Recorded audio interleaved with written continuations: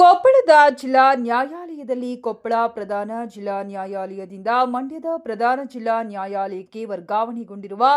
Shri Chandrashekhar C ಗೌರವಾನ್ವಿತ ಪ್ರಧಾನ ಜಿಲ್ಲಾ ಮತ್ತು ಸತ್ರ ನ್ಯಾಯಾಧೀಶರು ಕೊಪ್ಪಳ ಇವರಿಗೆ ಗಂಗಾವತಿ ವಕೀಲರ ಸಂಘದಿಂದ ಆತ್ಮೀಯ ಬೀಳ್ಕೊಡುಗೆ ಮಾಡಲಾಯಿತು.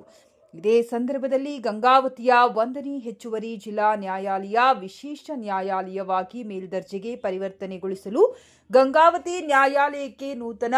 2ನೇ ಸಿವಿಲ್ ನ್ಯಾಯಾಲಯ, ನೂತನ ಕನಕಗಿರಿ ಪೀಠ ಮತ್ತು ಕಾರಟಗಿಯ ಶಾಶ್ವತ ನ್ಯಾಯಾಲಯ ಸ್ಥಾಪಿಸಲು ಸದ್ರಿ ನ್ಯಾಯಾಧೀಶರು ಪ್ರಮುಖ ಪಾತ್ರ ವಹಿಸಿದ್ದು, ಆದ್ದರಿಂದ ಕಕ್ಷಿದಾರರಿಗೆ, ಸಾರ್ವಜನಿಕರಿಗೆ ಮತ್ತು ವಕೀಲರಿಗೆ ಆರ್ಥಿಕವಾಗಿ ತುಂಬಾ ಅನುಕೂಲವಾಗಿರುತ್ತದೆ ಎಂದು ಗಂಗಾವತಿಯ ಹಿರಿಯ ವಕೀಲರು ಸ್ಮರಿಸಿದರು. ಇದೇ ಸಂದರ್ಭದಲ್ಲಿ ವಕೀಲ ಸಂಘದ ಅಧ್ಯಕ್ಷರಾದ